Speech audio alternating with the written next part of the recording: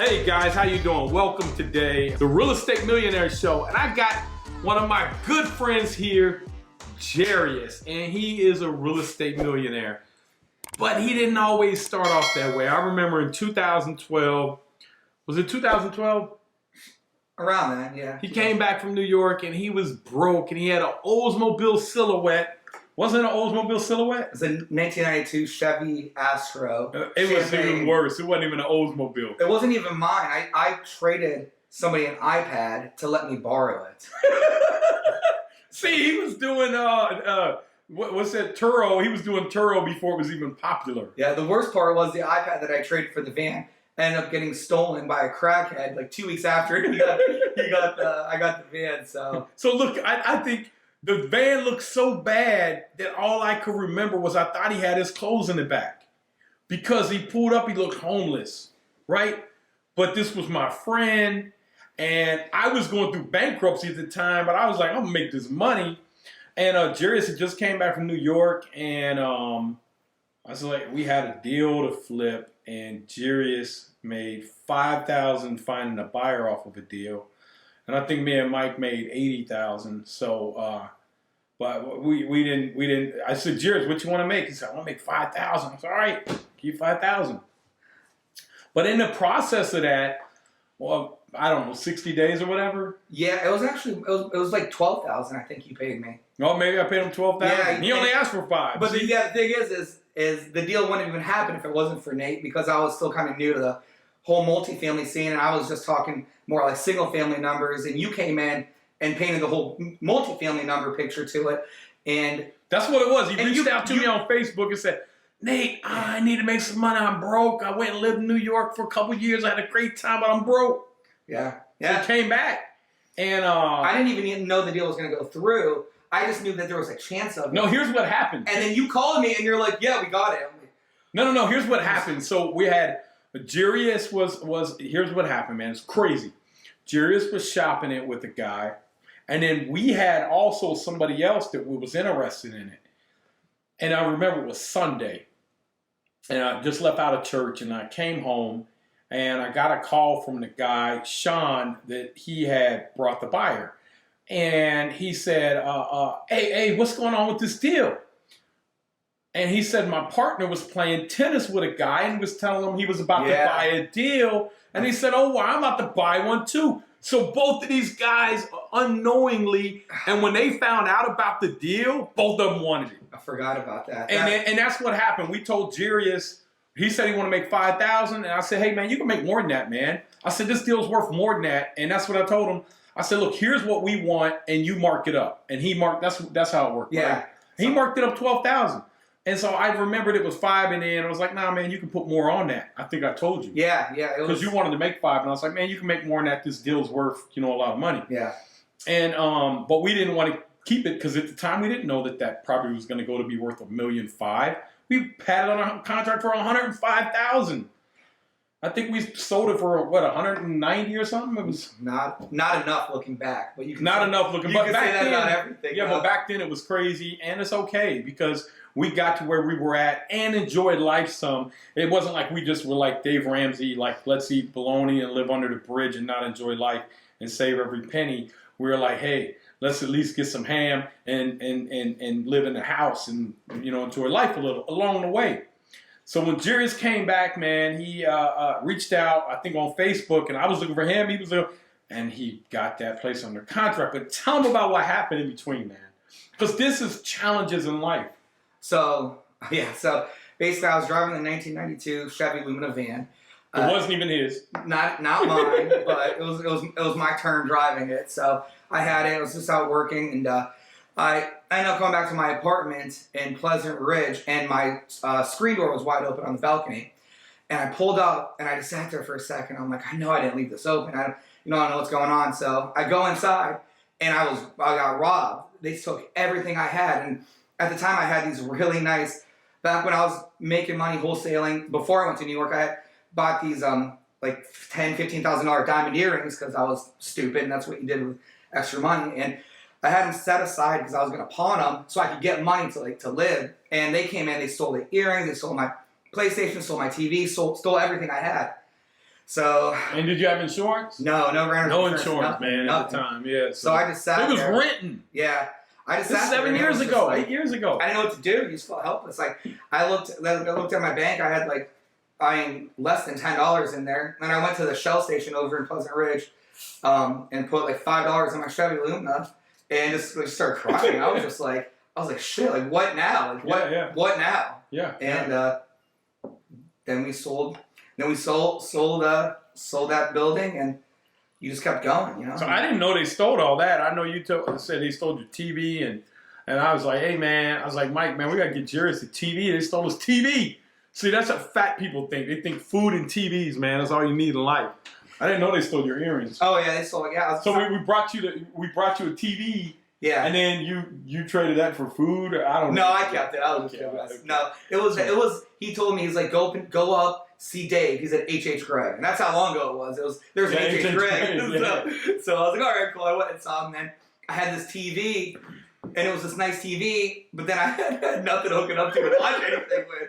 So luckily they didn't steal like my regular antenna, so I was able to get like depressing news or whatever. So he was able to get the TV in time to where he came home and was watching the news, and it showed a picture of him being robbed. Yeah. So yeah, man. So it was crazy. Well, so tell me how you were able to, because we're looking at your portfolio, and I know you've asked me questions along the way, and I've always given you everything I could. But man, I'm looking at your portfolio. You mind me sharing numbers? That's fine. I mean, brother, you have $15,000 a month in passive income. Yeah. A month? A month? Yeah. After your stuff's paid. Yeah, it's right around there. You have over $1.6 million in equity. And these are all in an area that area is growing by 10% a year. So that means by next year, he's going to have another $360,000 in equity, which means he's making $1,000 a day. Your equity is going up $1,000 a day. Did you know that? I did not. I learned something. That's why he went and bought him a $15,000 hot tub. He didn't know that, but he didn't really buy that. All he had to do was sit there for 15 days, let his properties go up in value, and he just said, I would never buy a new hot tub. But you know what? Why did you go buy you a new hot tub? All right, so the story why the hell did you pay $15,000 for a hot tub? So I bought a used hot tub. I bought this used hot tub like 5 years ago. It was like $2,000. I got it, moved over from Kentucky. I loved it. That's when I knew I was a hot tub guy. Like I sat in it every day during the winter, sometimes during the summer, and it was just what I did. So this past winter, the cover broke on it, and it started to tear, and stuff started coming in. So then I got a bunch of Gorilla Tape, and I Gorilla Taped it because I was like, I'm not gonna spend $600 on a cover. You know, I was like, I'm not gonna do that. So I Gorilla Taped it. And then this season, when it started getting cold, I went back out there, and the cover split completely in half. So I was like, all right, well, I'm gonna look for a new hot tub then. If I'm not gonna invest $600 in this hot tub, it's probably not worth it anymore. So I started looking on Facebook, Craigslist, or whatever for a hot tub. Couldn't find anything I wanted, and I kind of knew exactly what I wanted. And like 2 weeks into it, I'm like, man, I can't keep playing on Facebook. Like, I want to get this hot tub. I want to get this over with. 2 weeks later, see that? So, he didn't even know at the time, because I don't think you knew until I just told you. Yeah, no. That he was making $1,000 a day, because I know what zip code he owns these in. And actually, I'm going to show you here, because I pulled this one up. Look, the other day, look, man, I think it's 9 point. In Cincinnati, we're having massive. You want to do it on the iPad? I'm sorry, man, I was wrong. It is. Oh my God. Do I need to take the hot tub back? No. Okay. 14.8% a year. So he's making $1,500 a day in appreciation. See that? Can you see that? No. Okay, well, don't worry about it. Look at this here, man. 14.8% is your 1 year forecast. I think he wants you to put on the iPad. I ain't worried about that. They got to just take our word for it. So, look, man. That's amazing. So you got, here, let's do this. Yeah. So I basically got. And it's going to compound. And why is this going up? Because this area, it's being gentrified. People are moving back. It's got views of the city. It was a crime-ridden area. Your place probably got robbed when you first went down there. Many times we could not leave tools there. I'd wake up in the morning from contractors like, my tools got stolen. So well, you got to pack them up. Like, I'm sorry. Okay, so look, guys, he's going to make, if these projections are right, he's going to make $541,000. You don't even understand it. Look, divided by 365 days, he's making $1,500 a day in appreciation. This is why I'm telling you guys, don't buy crappy areas. Because the same guy, his properties went down $300,000. They need a roof. Look, his place needs a roof. Hey, you just went up 500. It's like They're putting a roof right now on. Huh? They're putting a roof on right now, one of the places. But I don't want to use like this, but this is only an analogy. It's like a pimp, right? Yeah. It's like pimp to send his house out. The house come back with all his money. And the house worth more money. And the house say, hey, man, I need a roof. Right? You're like, hey, man, you been a good house. Give you a new roof. Yeah. Right? That's it. That's it, It's man. my I'm going to get you some new clothes, baby. It's my very first house I bought up there that needed a roof. And I said, we need a roof. Now, like, what if the value of it would have went down or not went up? How would you get the money out? Pay for the roof. Because if the value didn't go up, then that means the rents didn't go up. Yeah. You couldn't.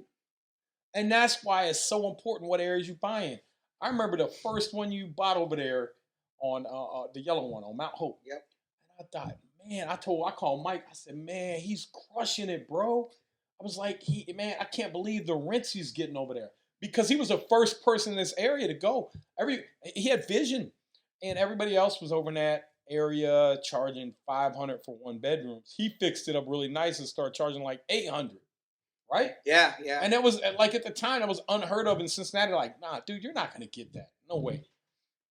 So you have man, you've done an amazing job. I'm really, really proud of you, man. Thank you. So today what we're gonna figure out is you have this out with a broker. You're gonna do a cash out refi. You're gonna pull about $700 million out, and it's still gonna cash flow. It's probably going to cash flow almost the same because some of the loans he has, they're at a higher rate and higher terms because they were construction loans. Plus, debt's down. So if he can refinance these at 3.5%, he's probably pulling $700,000 or $800,000 out in cash, and your payment's going to stay roughly the same. Is that correct, you think? It should be, yeah. That's crazy, man. He's going to pull out $700,000. And what has been, what have you, has been the funnest part, and what are some of the things that you learned that you would do different? First thing I'd do different is I'd make sure I vetted my contractors a lot more. I know in the beginning I'd get excited when I would bring on like a plumber and he's like, but I can do HVAC too. Oh, but I can do carpentry too. Oh, but I can do this too. And I'm like, oh, this is great. I just got this guy. He can do everything. It's gonna make me rich. He I can don't do have to work everything. anymore. Yeah. They can't. They're lying. If I hire a trash out guy and he starts telling me he can do anything but trashing out, which includes like plumbing or anything else, I don't call him ever again. Like you got to stay in your lane. Like I have a really, really good team right now of like plumbers. If water runs through it, plumber touches it. If electric goes through it, my electrician hits it. If it's HVAC, my HVAC gets it.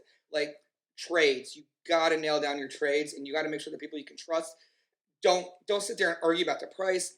If they're fair, pay them. You want them to show up. Yeah. And if they're worth it, they're going to charge what they charge. Old me didn't really understand that as well. But we also had a massive change in Cincinnati where we went from having a good supply of contractors to a shortage. Yeah. And so you had to adjust. If you didn't adjust, you're done. Yeah. And I'm the same way. It's not about how much money they want. It's about, does my deal still make sense if I pay them? Yeah. Some of these guys, they want to make $500 a day. It's like, hey, man, that's okay. Look, I'm making $1,500 off the property just going up in value. You can't be concerned about what they're going to make. And that's the biggest thing that, does the deal work? Yeah. Yeah. So everybody's got to make money. And if they don't, they're going to and they're talented, they're going to leave you. And you need them as much as they need us for the consistent work. Like my guys know, they might have a couple no-heat calls that they have to run. That's fine. Go run them. But don't forget about me because I'm going to call you January through November, December, always with consistent work. So that holds a big value too that I think they understand and appreciate. So what was your biggest turning point when in doing these houses? And what information, what were you able to get that helped you be able to see a clear vision on how to scale and grow? I mean, a lot of help from you, really, because I remember, my units. I was fixing them up nice. Like I was putting, nice cabinets in, nice granite, like Ashton white, like Uba Tuba, like some kind of like standard stuff. Yep, yep. And I remember you showing me these rentals that you were doing somewhere, and you're like, I've got Shadow Storm everywhere. I've got this, and that's when I And decided. guys, that's a few dollars more, but now you're not just getting a cheap granite, you're getting like granite that's going to be in style for the next 10 years. And a nice solid color granite too, like Yep. nice solid color, like none of the Ashton whites, which is like a purple speckle kind of color that I use in Yeah, my no own house speckle. that I hate. You don't want speckle. No, you don't. Like Yeah. basically stay away from speckle. You're like Yeah. if you're gonna go cheaper on less expensive, go Uba Tuba because it's solid. It's a good solid color. But if you really want to do it, go the Ashton. Don't even go cheaper. If you can't, look, man, if you're going to go cheaper, just don't. Because your average kitchen is 30 square feet. Yeah. You're saving $10. You're saving $300. $300. It ain't even worth it. So because when you go to sell that property in 5 years, you're gonna have to tear that out and put all new granite in. But if you put the good stuff in, you're good. yeah, and I just started to fix them up nicer. I put laundries in all my units, so I priced it accordingly.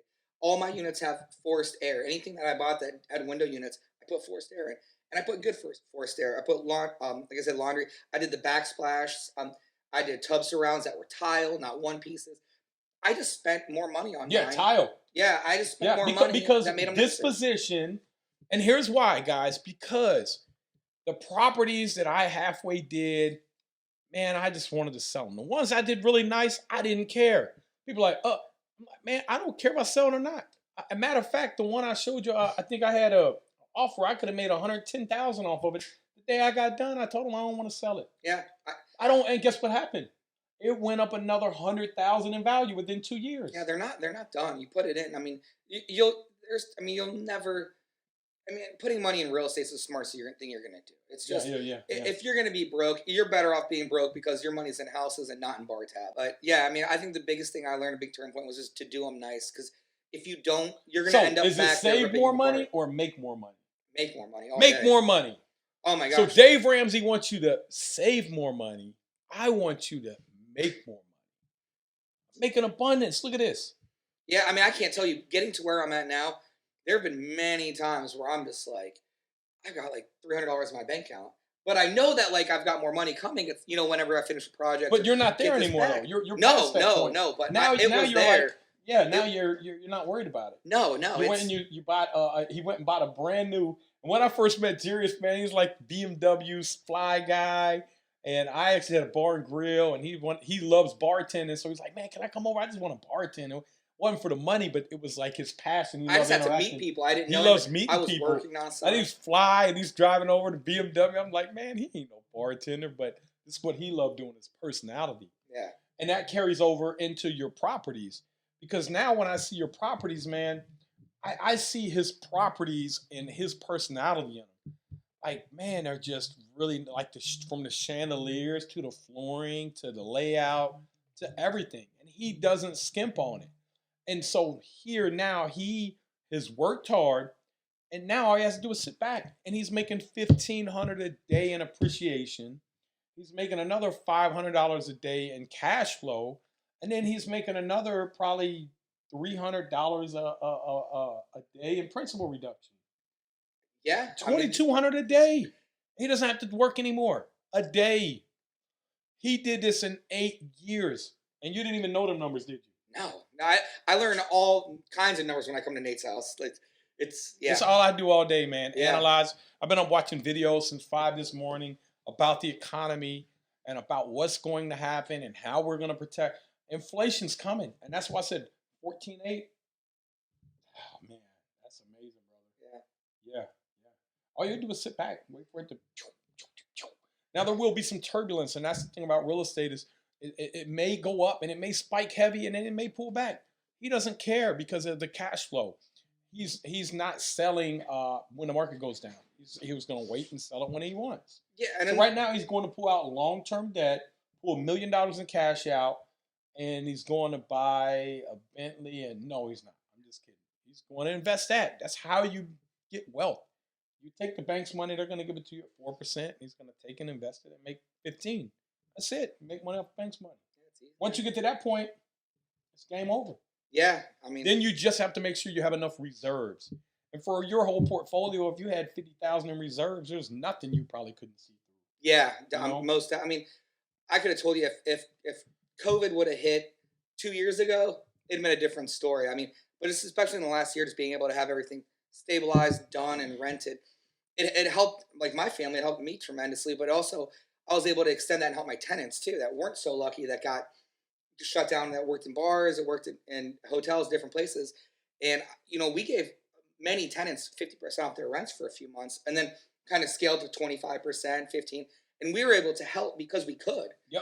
Part of having this is obviously not only to get rich, but like to help when you can, especially absolutely. when people are in need. So it felt good because I was on the other end of needing help many times, and it's nice to be able to. And I know when you too. needed help, right? I always wanted to help you and Tyler. Yeah. And it's because they're great people, number one. And number two, they're going to give back. There are other people, some people, they think that you shouldn't share the knowledge with people.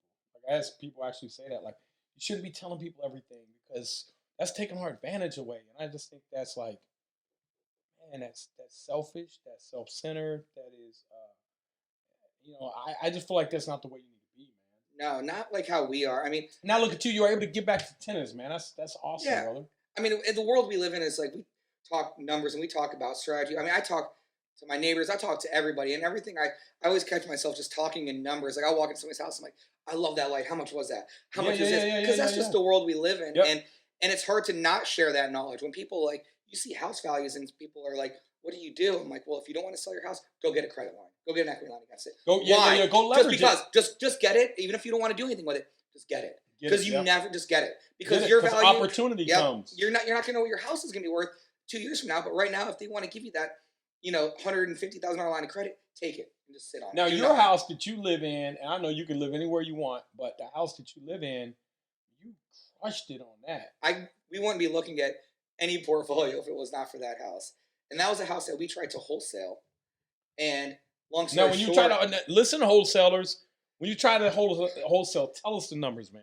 Man, wholesaling nowadays, I'm sorry if I offend anybody, but I've blocked all of you wholesalers on Facebook. It's just gotten really excessive. Everybody's throwing deals out. Everybody has these. I mean, we looked at a deal earlier this week, yesterday actually, that they're like, it needs $40,000 in work. We show up, the house has knob and tube, tied into new wiring, tied into this, and all a slate roof that needs redone. So that's $8,000 for the knob and tube. Yeah, and they're like, it's slate code. I'm like, it's not code. Like, I'm not gonna leave a house with knob and tube. Nobody's gonna do that. We're not gonna play that game. Easily needs $70,000. But I mean, back when we wholesaled over 100 houses a year, and our average margin was between $3,500 and $6,500. Yeah. And we wholesaled and really helped people's hand when we did it, and helped many first-time investors that are still now doing it because of us, that I still have great relationships with, that are calling me for different things. And now you stepped out of that because the market turned, right? So you had to adapt and change. It got so diluted and watered down. Diluted. Yeah, I mean, it just got a lot harder. There's a lot more people. Would you ever jump back into that? Yeah. Yes. You would? I would. But I wouldn't do it as aggressively as I did. The only reason I would jump back in is because I've already got a great set of buyers and investors, that a core group of people. They'd be like, Paul? Yeah, Paul Glenn. Yeah. So he brought me a deal, and I'm paying him a $400,000 finder's fee. I know. Right? And last year, I think, or the year before, last year we flipped one. We did an assignment on it, made over $1.3 million. Yeah. So you can do them, but don't do the little 3,000. They're just jobs, man. Yeah. They're just jobs. And if it's any more than me sending out an email, or sending a text message, and I won't do it unless I can match somebody perfectly into it. But sometimes. Wait. What'd you just say? You can match somebody perfectly. Yeah. So see, guys, he's looking for a win-win. So explain to us what you mean by. So I have an investor that I know loves Green Hills, and if somebody calls me and they say they've got something in Green Hills that makes sense and it's a fair price, I'll say, okay, I'll take it. And then I'll know that my investor that's bought many houses from me in Green Hills would buy it. and that's it. Yeah. You know, it's just a couple. So you're not actually closing on it. You're just putting an assignment on. Yeah. And your end buyer is okay with you making $5,000 or $10,000. Yeah. You don't care. Yeah. I mean, I sold. I sold stuff and made more than that, and they knew about it. And sometimes, I mean, it's like the plumber that comes over and fixes your hot water heater, replaces it. He's there for 2 hours. He wants $800 in labor to replace it. Everybody's like, "Well, you were only here for 2 hours," and it's like, yeah, but I've mastered these trades to be able to do it for to come here and knock it out in 2 hours, make $400 an hour. So, you know, investors are fine as long as the numbers make sense for everybody. There you go. That's it. Well, some investors will do that, and they'll never get another call. Yeah. They'll say, "I can't find anything." Well, it's because you ran everybody away. Nobody wants to deal with you. Yeah. I mean, Nobody came over there and said, "Hey, man, I can't believe you want to sell this house and make $20,000 on it when you're done." Like, so you got to treat people fair along the way. If you want people to bring you deals, follow what Jurius is saying to do. Because when him and Tyler started their wholesale company, they were like the biggest wholesalers in Cincinnati. And this is coming out of nothing. He's coming out of nothing, coming out of bandit sides and answering phones and just being a maniac and relationships and closing deals. I know you closed deals that you didn't want to close, but to salvage a relationship with the realtor, yeah, you did. There's a handful of them for sure that I know one of them had a mold, and he called us, and the mold was one in stupid. Goshen. It was, man. It was probably, I don't know, man. It was and it was a $20,000 mold job. Yeah. And I said, "Well, Jurius, man, what can you afford to pay? We'll do it for cost, whatever." And what did we charge you for that? It wasn't 20. It was like 5,000. It wasn't. I mean, it was super fair, whatever it was. But I mean, I think we that wrote house. it Exactimate, and it was like almost 18 or 20,000. And I said, "Look, man, just pay us." But Devontae was like, "My nephew had to go do it because we couldn't pay nobody." Yeah. And then we had to keep costs down. And then he's like, "Man, I had to lay on my back underneath the crawl space." I said, "Man, it's probably good for you, man." That, man. He's like 10 years younger than me. I know. It's easy for him. Young, I don't man. ever want to hear him complaining about body aches. Okay. When you get 35, it all goes downhill. Yeah. It's easy for us to say, "Why are you complaining about that?" But I ain't doing it. No. Yeah, I know. No, Devontae's the best, man. He's helped a ton. All you guys do. Yeah, no, that's this our network, man. And that's why I tell people like that. And I invite you over all the time. You never come. I appreciate you coming today, though. But to like my football parties and everything. But now the COVID, when that gets passed, I'm sure that Jurius will be here. I'm gonna bring the kids. We got the arcade room we put in, the Dave and Buster arcade room in the basement for the kids, and they all go down there and play. And the theater room, and then we got the pool out and everything. It's just really that's what when I said we want to just to be able to entertain. It's a destination. Your house isn't an address; it's a destination. Yep. Like I was driving up here, and on my ways, it just said like Nate's house, just in this big bold like castle, like Mario Kingdom. That's how you're listed in Waze. Like it's Mario Kingdom. So I pulled up. I'm like, yeah, it's Nate's house. Like, I don't know if Waze did it. Was the valet out there or? He was on break. He was on break. That son of a gun, man. I don't know. So I just parked myself. Yeah. Which is fine. My neighbor, he had a party. And he had a valet come and all his friends with the Lambos. And now I went and bought a Lambo. And I was able, and that's why I'm telling you, I want to change it, take you over here to the next level.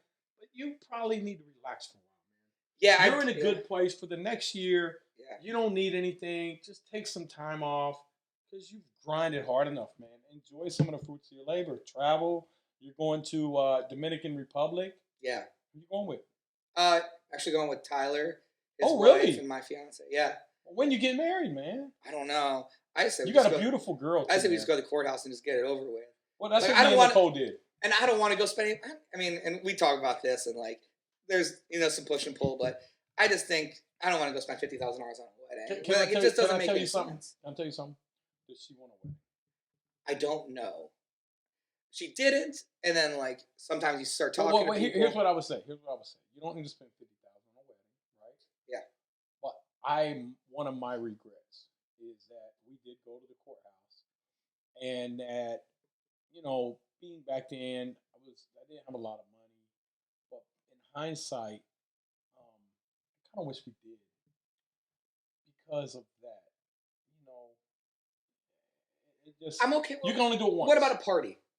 What about we take Nate's Kingdom? We shut down your private drive. Yeah. We get a couple tents. Yeah, we could do that. Or I got the clubhouse down here that I can get. I can get you a clubhouse. Can you fit 400 people? 400 Arab ethnic people? that are loud and crazy that will destroy anything in their way. Yeah, probably. I mean, the cops will come, but who cares? Yeah. So look. What I would say is find a medium. Like spend 15, 20 grand. Say, listen. I'm okay with that. Here's what you say: the 50,000 is ridiculous. Yeah. Nobody needs that, Yeah. right? Don't get stressed out over the wedding. It's about the meaning, right? Yeah. If you're gonna have one, give her a budget. Say, hey, listen, 10,000, you could do one. Yeah. 10,000. Yeah. $30 a person or $40. I know you wedding caterers are gonna say, but listen, man, it's not about the food, and that's not what you're there for. It's about dancing, the interaction, and the cake. You Yeah. gotta spend 1,000 on the cake. Okay. Yeah, if you say so. You gotta spend 1,000 on the cake. But the food, you can get spaghetti. Nobody really cares. Yeah. Yeah, I was like. So do it. Give Yeah. yourself give her $10,000 budget, and all them cards and all. You don't need that. No. I'm gonna send these cards out. Hey man, just send me an email. Yeah. Yeah. Nobody cares, right? I agree. But just find a happy medium and balance. We will. Yeah, but we're if that's working. what she wants. But see, my thing too is like the part of the reason for the courthouse thing is like with COVID and everything. I'm like, what if let's just get it? Like, if we just go get married at a courthouse and then a year from now then throw a party like that, like you know, you can get married before you actually have a big party. It's kind of things like, and who knows when everything's gonna go back to normal or whatever, what it's gonna look like. So March 17th, it's gonna be back to normal. Yeah. No, All right. I have no idea. Put that in my calendar. It's all here, man. To me, it's not. It's back. There is like this cloud, this fog over you that kind of feels that like things are a little bit different. And how has that affected you, like buying new assets? Well, I can tell you in the beginning when this all happened, I had a house in Forest Park that I had wholesaled to somebody. One of my longtime people that. And what'd you get it for? I got it for 75, and I sold it to them for 95. Man, 75 is an amazing deal. I know. How'd you find that? An attorney that It's I probably work. worth 180 now, ain't it? Uh, Fixed up 150. it's in the F pocket. It's Oh, so probably it's still like, worth 140. It's all day, all day Yeah. 140, 150. Yeah. An attorney. Know that I your work with- market. Yeah, an attorney that I work with, who sent a letter to me because she was trashing out a house next to one of my rentals, and I called her on that letter and I said, I want to buy this, and she's like, you don't want to buy it, nobody can live in it. And people say this all the time to me, the house is unlivable, you can't live in this house. I'm like, trust me, you haven't seen what I've seen. Like, every house is fixable and livable at some point. Yeah. So I ended up buying that from her, and then she called me and she's like, well, I got a house in Forest Park. So I bought it for 75, and I sold it to these investors that bought a lot of houses for me for 95. Then COVID hit, and I didn't take any earnest money or any down payment money from them or anything because I'd done many deals with them. So I was like, I trust them. So they freaked out. So they freaked out, and they called me a week before closing, and like, we can't buy this house. And I'm like, oh my gosh, are you kidding me? I'm like, everything's gonna be fine, whatever. So fast forward, they didn't buy it. So then I put it on the market. I listed it for $1,099. I ended up selling it 2 weeks later for $107,000. So then I made more money not selling it to them. Yeah. But it didn't seem like that at the Hey, time. now listen. Listen. I had a portfolio that I had under contract in COVID for $5.9 million. Okay, and I was selling this. The guy backed out because of COVID. I just put it back on the market, and the price guidance is 6.9 to 7.3. Yeah. We're $1.2 million higher at the Isn't that low crazy? end. Yes. Yeah. Because see, interest rates compress. So I'm like, that's why I was like, man, go to give me a McLaren. Yeah. So, man, extra $1 million a McLaren, I can get a couple $100,000. It's crazy. It's crazy, man. I know. And just that's why we want you guys to own real estate because, and look, I've been through a bad cycle. I went bankrupt, but I understood also what I did wrong. And you talked about your contractors. What has been your worst deal, and what deal have you lost? Have you ever lost money on a deal? Yeah, I lost money on a flip house. I did in O'Brienville. I bought it from Was that the one with lead? No. That was a different one. But it was a flip house I bought. I bought it from another wholesaler, and that was one where a contractor really got the best of me. The city got the best of me. I mean, I just got like they were piled. I had they ended up, there was a retaining wall where the sidewalk was. For some reason, the inspector made me get a survey on it. He's like, that doesn't look right. And I'm like, well, it's been here since I bought the house. And I get a survey. It turns out the block is 6 inches on the city sidewalk. He's like, you need to replace this all. And I'm like, it's like the last person, it was like 5 years old. And I'm like, are you sure? And he's like, yeah, you got to replace it. So then I had to spend extra $15,000 digging out the landscaping, then buying the block and getting it all put back together. Whoa, who made you do that? The building inspector. Who was it? Can I say his name? Mike S. You guys can figure out the rest then. Yeah, yeah. Do your research. But dang, man, you should have called me. Man, it was crazy. There's got to be another solution on that. But I end up losing like $60,000. And at closing, I had to bring $28,000 to closing. Just to get rid of it. Why didn't you just rent it? But here's the thing, though, is the lender that held the mortgage on it. Him and I have a really good relationship, and I always made my payments. I helped him out because he took back a package of houses from an investor that failed, and I went and renovated all of them for free. And I got these houses done, put them back on the market, and I sent him the settlement statement. I was like, yeah, I got to bring some cash to closing. He's like, what do you got to bring? And I was like, almost 30,000. He's like, don't bring anything. He's like, I'm gonna zero it out. He's like, you don't have to do that. Damn, I'm like that's. So what did you do with that money? You put it on one of your other loans? Or? No, he forgave it. Forgave it? Yeah, and one of your private investors? Or? Yeah, and that's awesome. It was one of those things too where it's see, look at that, man. I helped him out. I helped him get out of 4 or 5 houses that he was underwater, over lent on, that was completely screwed on, and I just did it. I wasn't expecting anything. I was just doing it to help him. Yeah, you were doing it because that's because who you are. Yeah, and then he's like, don't worry about it. And I'm like, because part of it I was working on his houses while trying to finish this house. And he knows. See, that's not just a private lender. That is a partner. Yeah. But he showed him, I'm willing to partner with you. I'm willing to be a partner.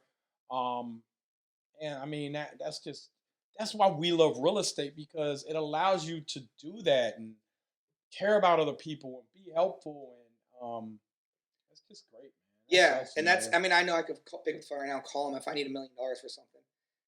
He'll send me $1 million for something. And I mean, it's nice to have those relationships that you can build, and that's just what you have to do, just staying in the game and making your payments when you say you're gonna make your payments, and doing good work. So and more importantly is that when you do have a problem, communicate that to your investor. Yeah. Because most investors are not just first time. They have lost money in other things. So when they see how you react to things that happen, that's more important than the money, because they know, okay, I can invest in this guy because I know that when he hits hard times, he's not going to go running. Mm-hmm. He's going to run towards the problem, not away from it. And if you run towards the problem, then hey, maybe the guy's like, made plenty of money off of you. Yeah, that's awesome, man. Because now today he's still invested, or I mean, he's holding a loan right now on something, and I mean they'd be holding more loans. If there's more stuff to buy. How long has he been investing with you? A while, like at least 5 years. I mean, he's a bigger private lender too. Can I say who it is? This is a guy out of Louisville. Yeah. I mean, it's Lending. They're amazing. He's awesome. Money man, right? Mortgage man. Mortgage man. Okay. I mean, I've talked to him and I've referred some people there, but I've never done anything with them. I couldn't. What kind of I couldn't have finished this package without them helping me move money from just move money around and get stuff done. I mean they're at 12%, $1,500 initiation 12%, $1,500. What kind of terms? When do they want their money back? A year, 12 months, okay. And after 12 months, if you need it any longer, they'll work with you. Fortunately, I've never had it longer than 12 months. So. Yeah. But they're easy to work with. Like when you need a draw, I've had private lenders that I won't borrow money from anymore because when I ask them for a draw, they tell me to slow down. I'm getting work done too fast. Or they won't pay it to me, and that's put me in some really, really hard times. Really? Yeah, some really hard spots. Why would they tell you that? I don't know, man. So whenever I've ever dealt with a private investor, I usually just get all the money up front. And then I'll put it in escrow, and then we'll do a draw schedule. Yeah. So. Yeah. This lender did not work like that.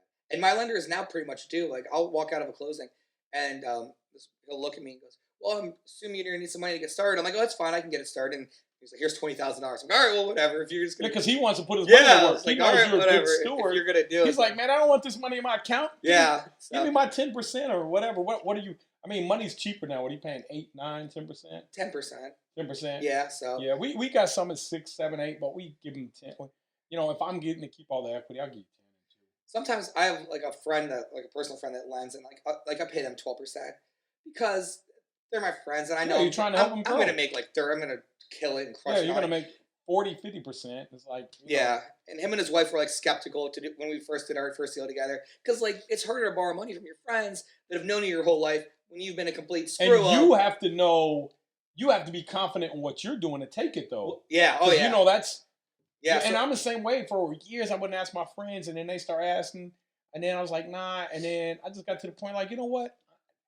I'm gonna make this deal work. Yeah. So I'm not scared to take your money because I know that there will be something that goes wrong. Yeah. But I'm going to run towards the problem, get it fixed. Yeah. The first deal he did with us, with me, he basically lent the money to buy it. It was like $55,000, and then I told him I'll put up another $55,000 to renovate it. And this was a house up in North Canton that I didn't even see when I bought it. I knew it was a good deal. It was the neighborhood I grew up in, and I thought I had bought a different house. So like when I went up to Canton to go see it, to North Canton, I pulled up to what the house I thought it was, and I'm like, nobody's even here. Like there's no dumpster, nobody's here. What's going on? Yeah. Then I hear noise around the corner in this little back alley. I was like, oh no. I'm like, is the house back there? So I drove around back, and that's where the house was. It was a completely different house. I just spent $60,000 on. I walked in, and I've seen some crappy houses. This house was not great, and the layout was weird. It was like a farmhouse that had this built on, and they built on this and this. And a part of me is like, oh my gosh, like, what am I gonna do with this freaking thing? And we sat down and like got made it work and put out a really nice floor plan. And now it's a beautiful house that our friends are living in, and we stay in whenever we go home to North Canton to go. That's awesome. Visit and stuff. But yeah, it's like you got to have. Like I told him, I was like, let's just split it. Like back in the day when we were kids and we split something 50-50. We're going to split this, but now we're going to split 50 grand, 50 grand. So yeah. And the stakes get bigger, and that's what you want. Now, that same friend is calling me, and a couple other friends are calling me like, you want to invest money. Are we doing apartments? I know you said you want to do an apartment. I know you said you want to do this. And I'm like, dude, I would gladly take your money if there was somewhere to put it. But what do you want? Because I get deals all the time. I don't know. I don't know what I want yet. And I'm here to find out what. So he's put the work in, and you said you kind of wanted to go through kind of what you think your next step should be, right? Yeah. I got a bunch of properties I'm selling right now. It's got like 270 units over from a bank. Yeah. They gave them to me, distressed. I'm wholesaling them. Will they carry back the financing? To an experienced investor? Yeah, they might. Yeah, right. They might. I'll talk to them about. I mean, these aren't in great areas though, so I don't really know if this would be something that you would want. The thing that I'm not looking forward to is when I first bought these. Most of my portfolio, it was in a not great area, and it just like I don't know if I have the stamina to go through it again. Just kicking people out, dealing with like people charging at me and like all kinds of stuff. You don't want these properties in. So I would almost rather just wait and try to stick to more of like a C+ kind of. I have a really good property too that I'm waiting to get over. It's university. Yeah. Yeah, it's down there right by the fraternities. Yeah, we were building too. Yeah, stuff like that. 12 unit. Yeah, I'm definitely. Unless it's a great deal, I just am not. I'm just not gonna really buy any more 2 families or anything like that. So you're looking for something bigger. Yeah, I think so. So right now you've put in the work. You've actually put in 8 years of grind. Yeah, about 8 years, but you've created more in your 8 years than my father did for 43 years working for the railroad. Yeah, you're bringing in over twice what he gets a month. Yeah, that's insane, guys. Same with my family. My dad worked 3 jobs. Yeah, and so 43 years, and I asked my dad, I said, well, and he worked long hours. And I said, well, Dad, how's, I got to call my dad. I'm going to give him some money today. But you know what? I said, Dad, what is your, when he left 43 years, I said, do you miss it? And he said, well, heavens no. And I said, well, why'd you go there so long? Yeah. I didn't understand. Why? He said, well, I didn't know what else to do. Yeah. So me and Jarius are here to tell you, if you are that person, that's okay. Watch my videos, go to YouTube, subscribe, Nate Barger on YouTube, and just watch them. We're going to show you everything. So right now we're looking at, if you go to pull 80% out, right? Mm-hmm. That's going to leave you with about $900,000 cash out, okay? Now right now we know you're making $180,000 a year in passive, okay? $180,000 a year in passive. Okay. Okay, so you're going to go borrow $900,000. This $900,000, you're going to go buy a $3 million asset. Okay? $3.5 million. Okay, so you're going to buy a $3.5 million asset. Let's do it. And I'm just giving you rough numbers. You I- said yeah. what? Okay, and I can help you find a deal. So let's say you do 3.6 million Okay. times 0.2. So you're gonna have to bring 720 down. Still leaves you $180,000 in your pocket for reserves to renovate and push the value up. Yeah. So the bank's going to loan you times 0.8. The bank's going to loan you a 2.88 million. Okay. Now, simple, easy, quick math. So we're going to find you a building that makes a 7% return, 6.5%, 7% return. Let's say it makes a 6.5% return. Well, he's going to borrow the money from the bank for, let's say, 3.5%. Okay? Yeah. Let's say 4. Okay. Okay? So he's borrowing $2.8 million from the bank. Okay? He's going to make 2.5 point spread. The bank's giving him the money at 4. Yeah. The property makes 6.5. But let me show you what he's going to do. Times 0.025. So he's making $72,000 a year off the bank's money. Then his $720,000 he put up, he's making the whole times 0.065. So he's making $46,800. He's making 118,820. But now he has to pay the bank for the $900,000 mortgage, right? Yeah. Now your properties we know are going to float that, but we want to know that this is a good deal. So Yeah. you're going to borrow this money at a 0.04%. Look at that, guys. For his $900,000, he's going to pay $36,000. He's going to take that money and make $118,000. You understand? We just did that. Yeah. So he's going to make $118,800 minus $36,000.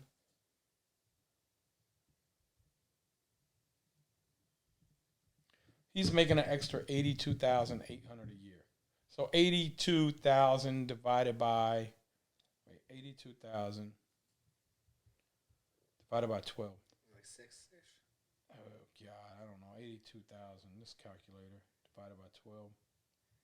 6,800 a month, man. What'd you do? Look, guys, he's gonna make an extra 6,800 a month. Plus, on top of that, he's going to come in and let's say that he bought this property for $3.6 million. And let's say on average, he paid $75,000 a unit.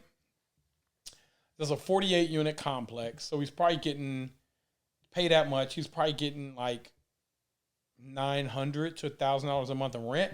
He's going to come in and he's going to renovate them. No, same thing he did. He's going to do lipstick, $3,000 a unit, paint the cabinets, change the paint color, put new flooring in. A new light package. You can do that for about 3,000 units, right? Yeah, probably around. Because these are 800 square foot, 900 square foot. Yeah.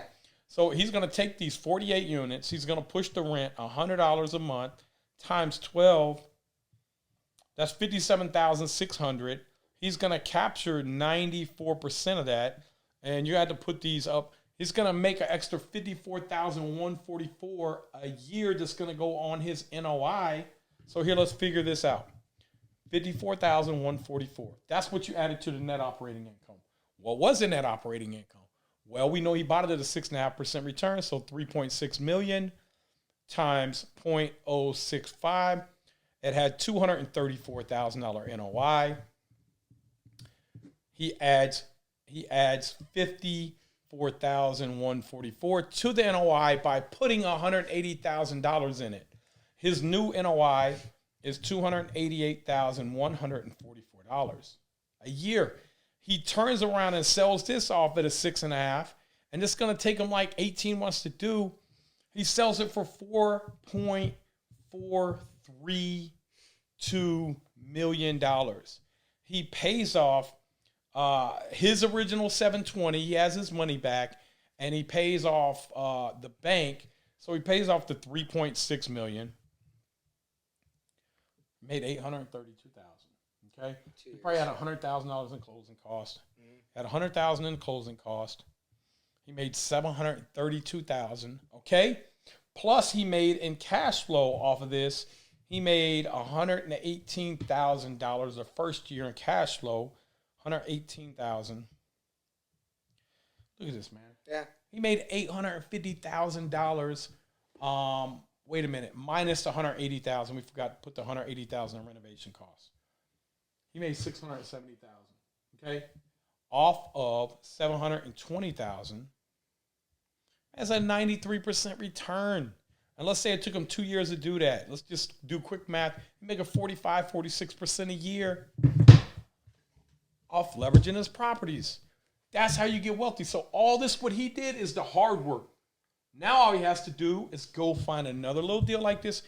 And I guarantee you, this 48 unit deal that you do right here, or a 60 unit or 80, whatever, it's going to be way easier than this. Yeah. You know why? Yeah. Because this stuff here, you couldn't hire no project manager. You know who was a project manager? He couldn't hire cleaners. You know who was a cleaner? He couldn't hire the designer. He wasn't big enough to call Lowe's and Home Depot in and say, hey, come over here and bid all this stuff out for me. They'll come and do all that. Yeah. Now he's got a project big enough to go in and do that, and he ain't dealing with the day-to-day. He's calling his property manager once a week, checking in and say, hey, how are things going?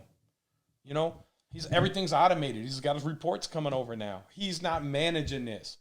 So we want you guys to use the BRRRR method. This is all he did. And Jarius, we got a group on Facebook that's got 40,000 people on it. It's the BRRRR Investor. You on there? I don't think so. Okay, we got to add you because this is great right here. He started off with one property. When did you buy Mount Hope? That had to be, what, 14, 15? It was in December.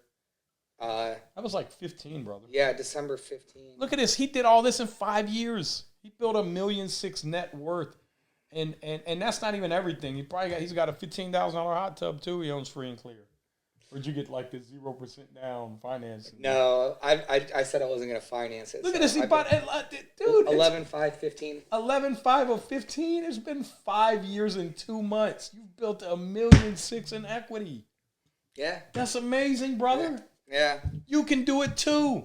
Because I got a video out right now that's showing people how they can take $20,000, do exactly what you did, use the money, you get your money back through the renovation process, right? Yeah, yeah. And do it again and again and again. He did it in 5 years, man. This is perfect. Yeah, I mean, it was a little more challenging. I mean, back to like my primary house that I bought, it was a house that we tried to wholesale. Tell us about that. How much you try to wholesale that for? So what we did, we actually did wholesale it. So we wholesaled it for $145 to somebody.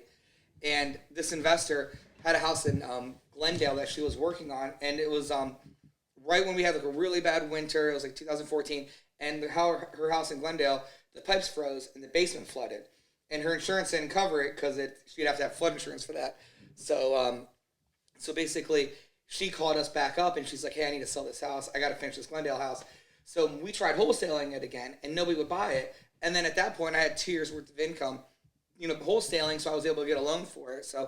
And I'd saved up a lot of money wholesaling. I saved over $100,000. So I bought the house, put every penny I had into it, and renovated it, then got a credit line against it. What did it appraise at when you're done? It was like 380-ish. That's awesome. It just reappraised for 540. Shoo! So I took So that's not even in here. That's not even on here. So that's another couple $100,000. Yeah. I mean, he did all this in 5 years, guys. Yeah. But you notice what he keeps saying. He keeps talking about these neighborhoods, right? Every neighborhood that he talked about buying in, except Forest Park, has been one that is a long-term hold neighborhood. He buys in great areas. So we did one earlier today, a video on Canton, Ohio. And it was the the wrong zip code, man. It was the wrong zip code. It was not North Canton. Yeah, it's night and day. I grew up in North Canton, so North Canton and Canton are completely different. Like you can't. Yeah, dude. Like I had to tell the guy, like, don't touch it. No, it's 17,000. It needs lead. I was like, he can rent 17,000. Needs renovated, right? Yeah. And he can rent it for $700 a month, and it's a 3-bedroom. No. I was like, dude, no way. And you got to renovate it. The numbers don't work. No, there's just no ups. I mean, I love Canton. You made all your money off appreciation. Yeah, right? And I remember when I first went to this neighborhood, I just bought this very first property. And you were the first one to come in there. You and what's his name, Don Johnson? Yeah, Don's a good friend of mine, and I couldn't have got many of the things I had. Now Don's killing it, ain't he? Yeah, Don's awesome, but I got my first Uber ride, and the only restaurant at the time up there was Prima Vista and Prima Vista and Incline Public House. an income public house kind of started going. But I took an Uber up there, and the Uber driver dropped me off after I just closed on this with my equity line in my house, like not having a full plan, just knowing what I was doing. And the Uber driver's like, well, good luck getting an Uber back. I'm like, what do you mean? And they're like, oh, drivers will see this area and they won't come get you. I'm like, oh my gosh. I'm like, I just bought a place around the corner from here that I plan on like doing stuff with. I'm like, all right, just be cool, like whatever, I'll be fine. And then I ended up having to call an Uber black car to come get me, or an Uber, like it was a different level Uber to come get me because I couldn't get an UberX to take me home. But like fast forward now, that same building, not only like are the tenants amazing tenants, but the first floor 2 units are Airbnbs now. So it's become like a destination for people out of town. Absolutely, so because it's so. You told me though, you had the vision. I said, what makes you think that area is gonna pop? And I knew that there was, and then you knew it though. You had the vision. And what did you tell me back then? I mean, part of it was, you guys were telling me some stuff about that was going on, and people were gonna start paying attention to it, and obviously I trust. That's one of the things that we always did was we knew what was going on in the areas, but your vision was different. But it just made sense to me. I mean, the whole neighborhood made sense. The proximity to downtown, it's walk. No, we knew. We said that area is gonna pop right there. Yeah. And when he went in, you could buy a house over there for 30, 40 grand. And now they're even cheaper. I can't buy anything there without going to highest and best. I had sold a house to somebody last year for $145. Appraisal came back at like $139. Came back less. Fast forward now, she listed the house for $250. It's pending at like $220. Golly. And I mean the single family values are insane. Everything I've sold in Cincinnati that neighborhood is on fire. If you know what areas you're in. Unbelievable. And I'm like, what do you do? do? It's beautiful. You got walk-in. You got the coffee shop they put in. Oh, yeah. You got just the whole feel.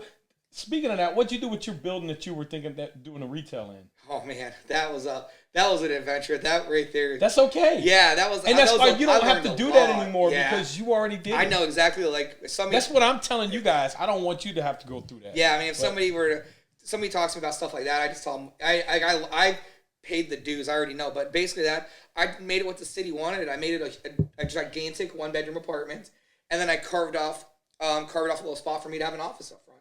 Yep. So I got my own little spot there to hang out. Then how did you get out of that deal? Because I know you were getting hammered in it. I was able to just refinance it just with a local bank. And the values went, and you could just. Oh my gosh, I owe I owe like 155, 158 on it.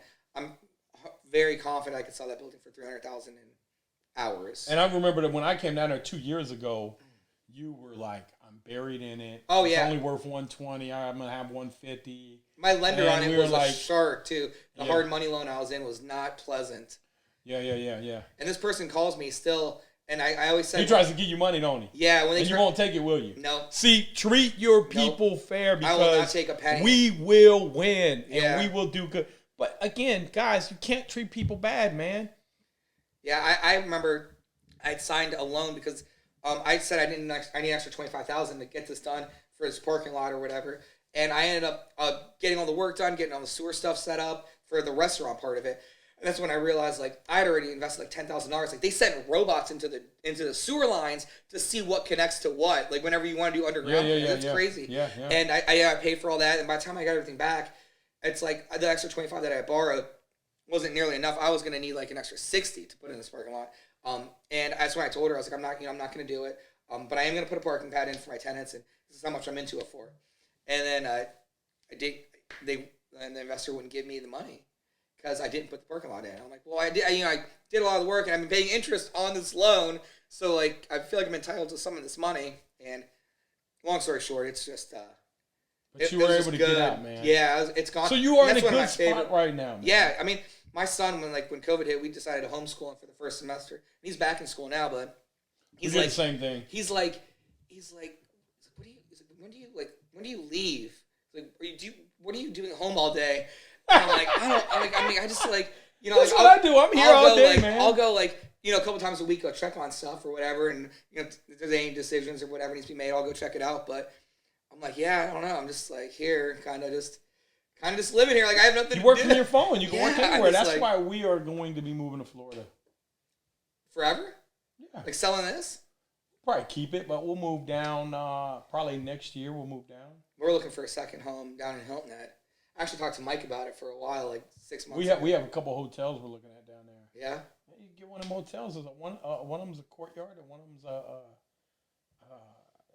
residence inn. Yeah? Yeah. All right, we'll see. New, like 2-3 years old, man. All right. Like good stuff. Well, but yeah, I mean, I told him, like, yeah, I mean, I put the work in, just like every generation. Like, my dad worked 3 jobs. They came here from Jordan in 78 with nothing. And, like, I hardly ever saw them. And what part of Jordan are you from? It's going to sound ridiculous. I'm not like 100% sure. Like, Amman or Madaba. And we just went to Jordan like 2 years ago. Like, how close is that to the Dead Sea? It's close. We were at the Dead Sea. We went and saw the Dead Sea. Man, I gotta hook you up. You know, Balsam? Kind of. That's where he's from. He just went over there. He wanted to take me over there. Yeah, we went over there like 2 years ago with our whole family. My cousin got married there. It was a ton of fun.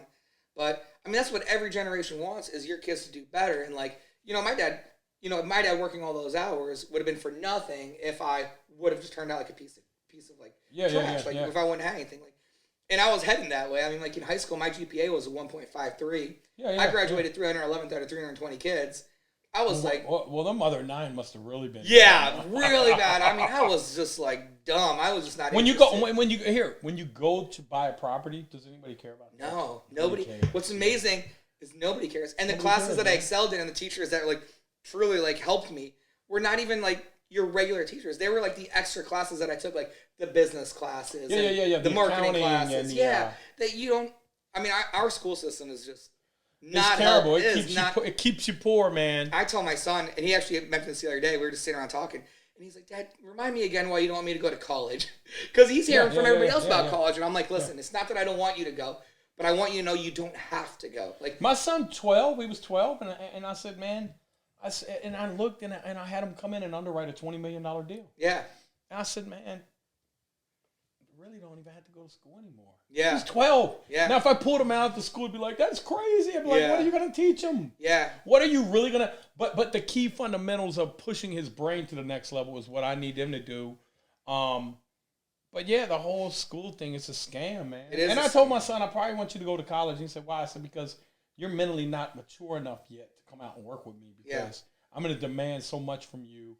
But I see him pushing towards that. He's 14 now, man. And that's the whole thing, though, is I wasn't really good in school either. I mean, I got bad grades, man. And hell, I was lazy because when I found out that you got the same diploma that they got, and I had the C's and D's, I said, "Man, I just got to keep above that 69. Yeah. You keep above 69, I'm getting the same diploma as them." I sat in my guidance counselor when I was doing like my senior year exit interview thing, and he's like, "Well, what do you want to do after high school?" And I said, "Just go to college," because that was the right answer. Yeah. And he's like, "Well, do you have any more realistic dreams or goals?"